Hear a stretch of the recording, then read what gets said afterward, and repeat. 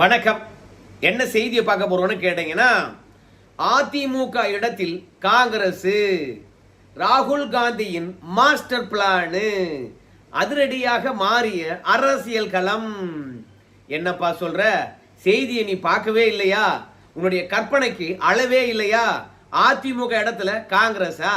திமுக விட்டுட்டு வந்துட்டாங்களா? என்னப்பா நீ சொல்ற? நம்பவே முடியலையே அப்படின்னு சொல்லிட்டு நீங்க நினைக்கலாம். ஆனால் யாரும் இதுவரைக்கும் யூகிக்காத ஒரு விஷயத்தை உங்ககிட்ட கொண்டு வந்து சேர்க்க போறேன்.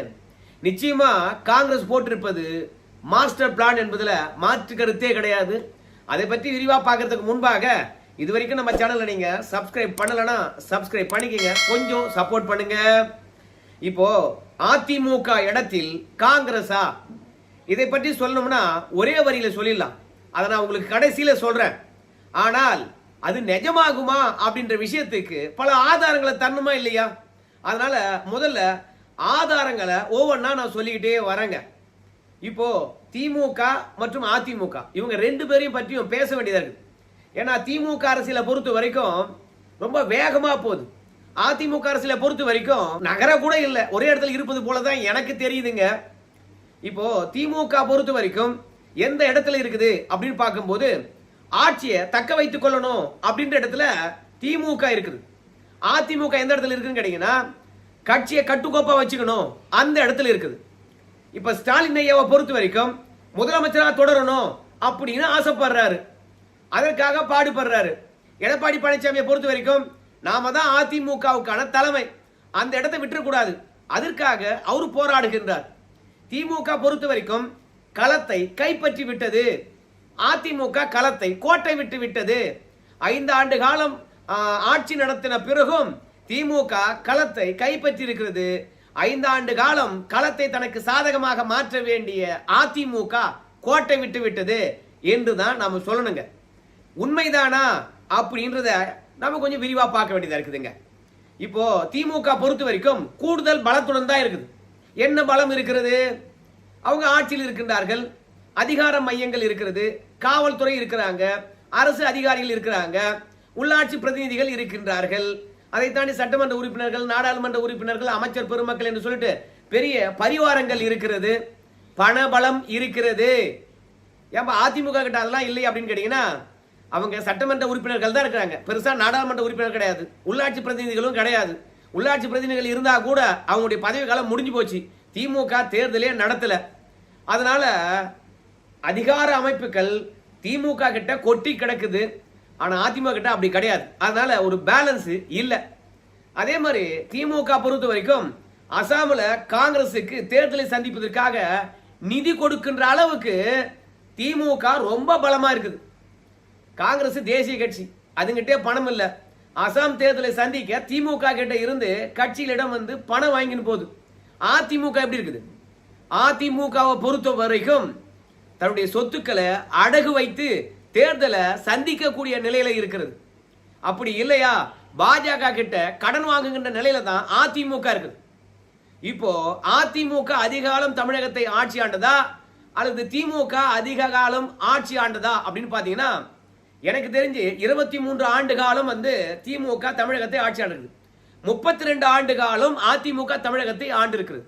இன்னும் 9 ஆண்டு காலம் கூடுதலாக திமுக ஆட்சி ஆண்டாதான் அதிமுக ஆட்சி ஆண்ட காலத்தை ஈக்குவல் பண்ண முடியும். ஆனா திமுக கிட்ட இருக்கின்ற சொத்தும் திமுக கிட்ட இருக்கின்ற பணமும் அதிமுக கிட்ட கிடையாதுங்க. அவங்க ஆட்சி கட்டில விட்டு இறங்கி 5 ஆண்டு காலம் கூட முழுசா நிறைவடையல. ஆனா அதிமுக கடல்ல தத்தளிக்குது. ஆனால் 10 ஆண்டு காலம் ஆட்சி கட்டில இல்லை என்றாலும் திமுக பணம் கொழிக்கின்ற மரமா இருக்குதுங்க. சோ நிதி நிலைமை இல்லை என்றால் தமிழக அரசியல் காலத்துல சமமான அரசியல் போட்டியே இருக்காதுங்க. இந்தியாவிலே வந்து பாத்தீங்கன்னா மிகப்பெரிய காஸ்ட்லியான தேர்தல் எங்க நடக்குதுன்னு கேட்டீங்கன்னா தமிழகத்தில் தான் நடக்குது. அந்த விதத்துல திமுக பொறுத்த வரைக்கும் கூடுதல் பலமாகத்தான் இருக்குதுங்க. கூட்டணி எடுத்துக்கணும், உங்க எல்லாருக்கும் தெரியும். திமுக பொறுத்த வரைக்கும் அனைவரையும் அரவணைக்கிறது. எடப்பாடி கோட்டை விட்டுட்டு வேடிக்கை பார்த்துட்டு இருக்கார். இப்போ ஒரு விஷயத்த சொல்றேன், தேமுதிக இருக்குது, இயல்பாதுடைய கூட்டணி அதிமுக தான். திமுக பக்கம் போறதுக்கு கொஞ்சம் சங்கோஷமா இருக்கும், ஏன்னா அவங்களை எதிர்த்து தான் கட்சி தொடங்கினாங்க. ஆனால் எடப்பாடி பழனிசாமி எப்படி கோட்டை விட்டாரு? திமுக கிட்ட அவங்க ஏன் போறாங்க, அவங்க தான் பரம எதிரியாச்சே அப்படின்னு நினைச்சாங்க. அதனால எடப்பாடி பழனிசாமியை பொறுத்த வரைக்கும் 10 தொகுதி தரேன்னு சொல்லியிருக்கோம், ஒரு மேலவை எம்பி தரோன்னு சொல்லியிருக்கிறோம். இதை வாங்கி கொள்ளாம 6 தொகுதி தரக்கூடிய திமுக கிட்ட போய் நிப்பாங்களா?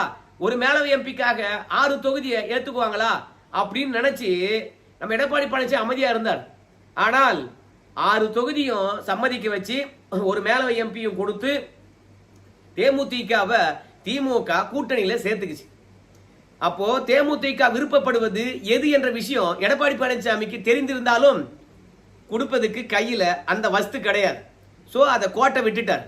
மீண்டும் ஒரு கட்சியை கோட்டை விடுறாரு எடப்பாடி பழனிசாமி. யாரு தெரியுமா? டாக்டர் கிருஷ்ணசாமி அவர்களை. என்ன பண்றது, அவரும் திமுக கிட்ட தான் போறாராம். எடப்பாடி பழனிசாமி கிட்ட வந்து கிருஷ்ணசாமி அவர்கள் வந்து 10 தொகுதியும் ஒரு மேலவை எம்பியும் கேட்கிறாராம். எடப்பாடி பழனிசாமியை பொறுத்த வரைக்கும் 10 தொகுதி கொடுக்க முடியாது, மேலவை எம்பி என்கிட்ட இல்லவே இல்லை, நீ கேட்டா கூட தொகுதியை குறைச்சு கேளுப்பா அப்படின்னு சொல்லியிருக்கின்றார். திமுக பொறுத்த வரைக்கும் 2 தொகுதி தருகின்றேன் அப்படின்னு உறுதியளித்திருக்கிறாங்க. ஆனா டாக்டர் கிருஷ்ணசாமியை பொறுத்த வரைக்கும் என்ன சொல்லிட்டாரு? சிம்பிள், என் சொந்த சின்னத்துல நான் இந்த 2 தொகுதியில நிக்கிறேன் திமுகவுடன், புரியுதுங்களா? எனக்கு சொந்த சின்னத்துல நிக்கிறதா இருந்தா நான் வந்து பாத்தீங்கன்னா திமுக கூட்டணிக்கு வரேன், இல்லைன்னா நான் அதிமுக கூட்டணிக்கு போறேன். ஆனா இப்ப எடப்பாடி பழனிசாமி நம்ம டாக்டர் கிருஷ்ணசாமி அவர்களை தக்க வைத்துக் கொள்ள வேண்டாம், என்ன பண்ணணும்? 2 தொகுதியை தர சொந்த சின்னத்துல நின்னுக்குப்பா அப்படின்ற விஷயத்த நம்ம டாக்டர் கிருஷ்ணசாமி கிட்ட உறுதியளிக்க வேண்டும். ஏன்னா அதிமுக ஆசி பெற்ற சின்னம், இரட்டை இலையனுடைய ஆசி பெற்ற சின்னம் அப்படின்ற பிரச்சாரம் பண்ணி நம்முடைய டாக்டர் கிருஷ்ணசாமி அவர்களை பொறுத்த வரைக்கும் டிவி சின்னத்துல தான் நிப்பார்னு நினைக்கிறேன். அந்த டிவி சின்னத்தையே கொடுத்து அவரை போட்டியிட வைக்கலாம். ஆனா திமுக பொறுத்த வரைக்கும் 2 தொகுதி தான் கொடுக்குறேன்னு சொல்றாங்க, சொந்த சின்னத்துல நிக்கிறம்பா அனுமதிக்கிறியா அப்படின்னு திமுக கிட்ட அடமுடிக்கிறார் டாக்டர் கிருஷ்ணசாமி. அப்போ எடப்பாடி பழனிசாமியை பொறுத்த வரைக்கும் யாரை யார கூட்டணியில சேர்க்கணும், யாரை யார வேணான்னு சொல்லணும் அப்படின்ற வரைமுறையே இல்லாம எருமாட்டு மீது மழை பெய்த மாதிரி எடப்பாடி பழனிசாமி சும்மானே இருக்கிறார். அதனால களத்தை எடப்பாடி பழனிசாமி தொலைச்சிட்டாரு. நம்ம முதல்வர் களத்தை கைப்பற்றி விட்டாரு. ஏன்பா கூட்டணிகளை வச்சுட்டு களத்தை கைப்பற்றி விட்டார் என்று சொன்னா நியாயமா இருக்குமா அப்படின்னு சொல்லுகின்ற பொழுது ஒரு எதிர்கட்சியை பொறுத்த வரைக்கும் போராட்ட குணம் மிகுந்ததா இருக்கணும். அதிமுக அப்படி ஒரு போராட்ட குணம் மிக்கதா இருக்குதா? உங்க எல்லாருக்கும் தெரியும். நாங்குநேரியில 9 பேரை வெட்டினாங்க, 3 பேரும் மரணம், ஸ்பாட் அவுட் 2 பேர். எடப்பாடி பழனிசாமி அறிக்கை விட்டார். ஏன் பாதிப்படைஞ்சவங்களை நேரடியா போய் பார்த்து ஆறுதல் சொல்லாம இல்லையா? அது மக்களுடைய கவனம் பெறும் இல்லையா? என்ன தேர்தல் தேதி அறிவிச்சிட்டாங்களா? தேர்தல் நடத்தை விதிகள் வந்துடுச்சா? அதனால எங்கேயும் போய் யாரையும் சந்திக்க கூடாதா? என்ன மனசுல நினைச்சிட்டு இருக்காரு? சோ ஒரு அறிக்கை விட்டா போதும் ஒட்டுமொத்த மக்களும் வந்து பாத்தீங்கன்னா எடப்பாடி பழனிசாமி நம்ம பக்கம் இருக்கிறாருப்பா அப்படின்னு நினைச்சுக்குவாங்களா? எடப்பாடி பழனிசாமியை பொறுத்த வரைக்கும் 5 வருஷமா களத்துக்கே வரல. நான் இன்னொரு பக்கம் திமுகவை சொல்றேன் பாருங்க, பிப்ரவரி மாசம் 4 வாரங்கள் தான், ஆனா 5 மாநாடு நடத்தினாங்க. எடப்பாடி பழனிசாமி பிரச்சார வாகனத்துல 4 முறை போய் பேசினார். அதிமுக காரங்க எத்தனை திருமுனை கூட்டங்கள் போட்டாங்கன்னு தெரியல, எத்தனை பொதுக்கூட்டங்கள் போட்டாங்கன்னு தெரியல, ஜெயலலிதா பிறந்தநாள் பொதுக்கூட்டங்கள் போட்டாங்களா என்னன்னு கூட தெரியல, சுத்தமா தெரியல. ஆக மொத்தத்துல அதிமுக களத்தை தவற விட்டு திமுக களத்தை கைப்பற்றியது. இன்னொரு விஷயம் சொல்ற பாருங்க, திமுக இன்னொரு கூடுதல் பலம் என்னன்னு கேட்டீங்கன்னா, மொத்தமாக அரசாங்க பணத்தையே கொடுத்து அவற்றை வாக்குகளாக மாத்துகிறது திமுக.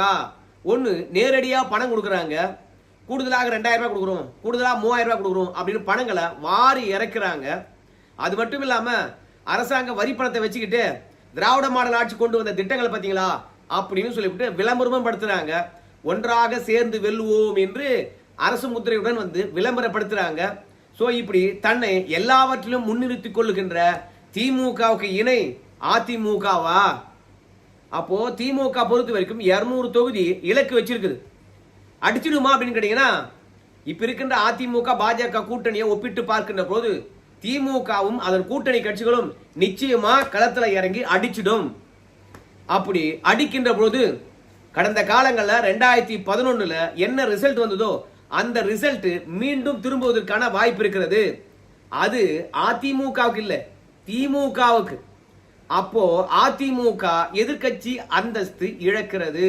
அப்படி இழக்கின்ற பொழுது அந்த இடத்துக்கு காங்கிரஸ் வருகிறது. இப்ப பாருங்க, நம்முடைய ராகுல் காந்தியுடைய மாஸ்டர் பிளான் 35 தொகுதி கொடுங்க, இன்னைக்கு திமுக இருக்கின்ற பலமும் காங்கிரஸ் அதுடன் சேர்ந்தா அழகா தமிழக அரசியல் களத்துல ஸ்வீப் பண்ணிடலாம், ஆட்சியை ஈஸியா பிடிச்சிடலாம். அதிமுக எதிர்கட்சியா கூட வர வாய்ப்பே கிடையாது, நீங்க கவலைப்படாதீங்க. அந்த இடத்த காங்கிரஸ் பிடிச்சிடும். நீங்க நம்முடைய கேப்டனை பொறுத்த வரைக்கும் மொத்தமாக ஒரு 29 தொகுதி தான் இன்னும் ஜெயிச்சார். அவரு எதிர்கட்சி தலைவராக அமர்ந்தார். அது போல நான் இப்போ திமுக கிட்ட ஒரு 35 தொகுதியோ 36 தொகுதியோ வாங்கினா ஒரு 8 தொகுதியை இழந்தா கூட நான் எதிர்கட்சி வரிசையில் உட்காருவேன், என் கட்சிக்காரன் உட்காருவான் எதிர்கட்சி தலைவராக. அதனால எனக்கு கூடுதலான தொகுதி வேணும் அப்படின்னு காங்கிரஸ் ஆனது திமுக கிட்ட வந்து அடம் பிடிக்குது. இன்னைக்கும் காங்கிரசும் திமுகவும் கூட்டணி பேச்சுவார்த்தை நடத்த போறாங்க.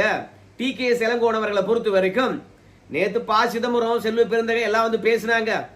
ஒட்டுமொத்தமாக வந்து பாத்தீங்கன்னா இழுபறியா தான் இருந்தது. ஆனா நிச்சயதார்த்தத்துக்கு நம்ம ஸ்டாலின் ஐயா போனாரு. அங்க ப. சிதம்பரம் பொறுத்த வரைக்கும் தனியா தான் நின்றுட்டு இருந்தாரு. ஆனால் முதல்வரை பொறுத்த வரைக்கும் கூட்டணி என்பது வேற, நட்பு என்பது வேற, வாயா பக்கத்துல வந்து நில்லியா அப்படின்னு சொல்லிட்டு பக்கத்துல கூப்பிட்டு உட்கார வச்சுக்கிட்டாரு ப. சிதம்பரத்தை.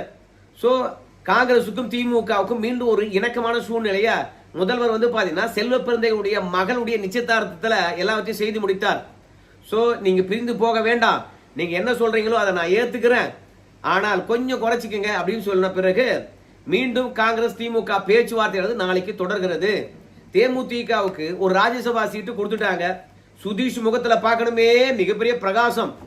அறிவாலயத்துல போய் நம்ம கேப்டன் தொடங்கின கட்சி அடகு வச்சு விட்டு பதவியை பெற்றிருக்கோம் என்ற கூச்சம் கூட இல்லாம சிரிக்கிறாரு. அடுத்த கட்டத்தில் வந்து பாத்தீங்கன்னா நாங்க சட்டமன்றத்தில் எத்தனை தொகுதி நிற்போம் அப்படின்னு சொல்லுவாங்க அப்படின்னு பேட்டி அளித்திருக்கின்றாரு. ஸோ காங்கிரஸ் திமுக கூட்டணி பேச்சுவார்த்தை என்பது அதிமுகவை 3ஆம் இடம் தள்ளிட்டு ராகுல் காந்தி காங்கிரஸ் கட்சியை 2ஆம் இடம் கொண்டு வரணும் என்பதற்காக தான் 36 தொகுதி கேட்டுக்கிட்டு இருக்காரு. அன்னைக்கு எப்படி திமுகவை 3ஆம் இடம் அனுப்பி அன்னைக்கு தேமுதிக 2ஆம் இடம் வந்ததோ அது மாதிரி இன்னைக்கு அதிமுகவை 3ஆம் இடம் அனுப்பி அப்போ காங்கிரஸ் 2ஆம் இடம் பிடிப்பதற்கான வாய்ப்பு இருக்குது அப்படின்னு சொல்றாங்க. இது நடக்குமா அப்படின்னு கேட்டீங்கன்னா இது நடப்பதற்கான சாத்தியக்கூறுகள் இருக்குது என்பதற்காகத்தான் இத்தனை விஷயங்களும் சொல்லி வந்தேன். நீங்க மேல இருந்து கீழ் வரைக்கும் பாத்தீங்கன்னா டாப் போட்டு லிஸ்ட் போட்டு சொல்லியிருப்பேன். கடைசியா ஒன்று சொல்றேன், அதிமுக 3ஆம் இடம் போகுமா அப்படின்னு கேட்டீங்கன்னா போறதுக்கான வாய்ப்பு பிரகாசமா இருக்கு. ஏன் தெரியுமா? நம்ம விஜய் அவர்களை பொறுத்த வரைக்கும் அதிமுக வர வேண்டிய வாக்குகளை கணிசமா பிரிச்சுடுவார். அவரே ஒரு கணிசமான வாக்கு இங்கே வச்சிருக்காரு. அதோட திமுக எதிர்ப்பு வாக்குகளை பிரிச்சுடுவார். அதனால அதிமுக குட்டிக்கரணம் அடித்தால் கூட எந்த இடத்திலும் எட்டி பிடிக்கவே முடியாது. நம்ம அன்னைக்கு திமுக 23 இடங்களை வெற்றி பெற்றது 2011. அந்த அளவுக்கு இடங்களை கூட அதிமுக வெற்றி பெறுவது சந்தேகம்தான் என்பதுல மாற்று கருத்தே கிடையாதுங்க. அதனால களத்துல அதிமுக நிர்வாகி இருக்காங்களா, அதிமுகவனுடைய கீழ்மட்ட நிர்வாகி இருக்காங்களா, அதிமுக சட்டமன்ற உறுப்பினர் இருக்காங்களா, முன்னாள் அமைச்சர் இருக்காங்களா, எல்லாருங்கிறாங்க. ஆனால் தொண்டர்கள் இருக்கிறாங்க. உற்சாகமா இருக்கிறாங்களா? இல்லவே இல்லை. ஏன் தெரியுமா? தலைமை உற்சாகமா இல்லை, தலைமை சோம்பேறியா இருக்கிறது. டெல்லிக்கு போறாரு, எப்படி தேர்தலை எதிர்கொள்ள போறோம் என்று சொல்லிட்டு டெல்லியில போய் ஆலோசனை நடத்திட்டு வரேன் அப்படின்னு எடப்பாடி பழனிசாமி சொல்றாரு. மொத்தத்துல எடப்பாடி பழனிசாமியை பொறுத்த வரைக்கும் கட்சியில நான் பொதுச்செயலாளர் இருக்கணும், அது மட்டும் எனக்கு போதும், அதை தாண்டி நான் வெற்றி பெறணும் என்ற எண்ணம் அவருக்கு துளியும் இல்லை. அதனால அதிமுக பொறுத்த வரைக்கும் கடந்த காலங்களில் கூட்டணியுடன் 75 தொகுதிகள் வெற்றி பெற்றது. ஆனால் இந்த முறை கூட்டணியுடன் வந்து பாத்தீங்கன்னா 25 தொகுதிகள் வெற்றி பெறுவதே ரொம்ப கடினம். பாஜகவுடைய செயல்பாடுகள் எப்படி இருக்குன்னு கேட்டீங்கன்னா அதிமுகவை விட ரொம்ப மட்டமா இருக்குது பாஜகவுடைய செயல்பாடுகள்.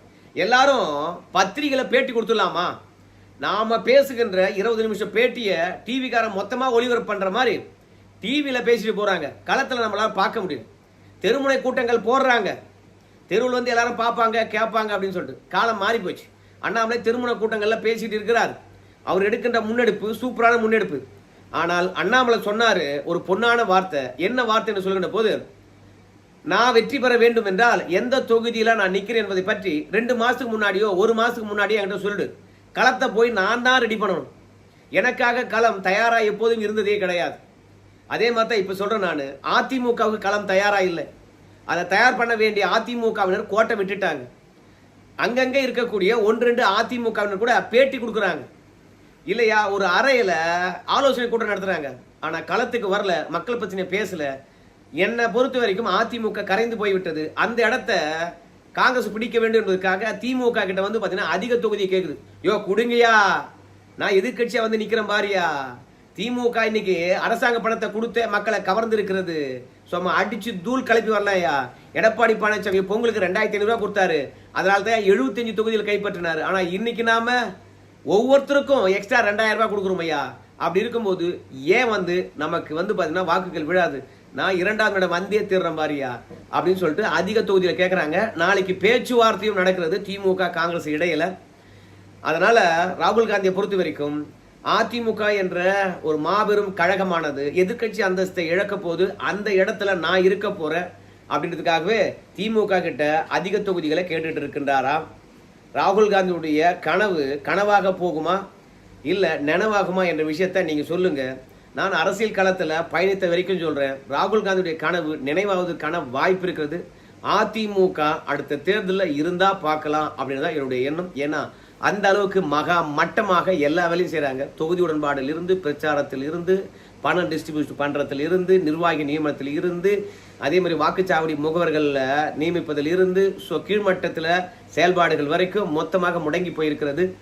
மொத்தத்துல அதிமுக வெற்றி பெறாது என்ற எண்ணமானது அதிமுகவினர்கிட்டே இருக்கிறது. ஏன் மாவட்ட செயலர்கிட்டே இருக்குது, முன்னாள் அமைச்சர்கிட்டே இருக்குது.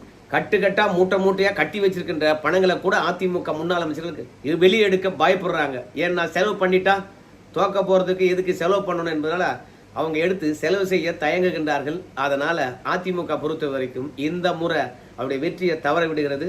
மீண்டும் ஒரு காங்கிரஸாக மாறிக்கொண்டிருக்குது என்பதில் மாற்று கருத்து கிடையாது. எடப்பாடி பழனிசாமிக்கு யாராவது எடுத்து சொல்றதுக்கு சரியான ஆள் இருக்கணும். ஆனா களத்தை தவற விட்டு கடைசி நேரத்தில் என்ன பண்ண போறார் என்ற விஷயத்தை பொறுத்து தான் பார்க்கணும். மொத்தத்துல மோடி வருவாரா, பொதுக்கூட்டம் போடுவாரா, அதுல மேல ஏறிக்கின்னு கையை தூக்கி இப்படி பிடிச்சிக்குமா, அது மட்டும்தான் எடப்பாடி பழனிசாமிக்கு தெரிகிறது. மற்றபடி கள நிலவரம் சுத்தமா தெரியல. ஸோ எதிர்கட்சி அந்தஸ்தை காங்கிரஸ் பெறுமா என்று கேட்டீங்கன்னா கண்டிப்பா பெறுவதற்கான வாய்ப்பு இருக்குது. களம் அதற்கு சாதகமாகவும் இருக்கிறது. அதுக்கு முக்கியமான காரணம் பணமும் விஜய் வருகையும் அதிமுகவை அழித்தது. இது உண்மைதானுங்களே. நன்றி.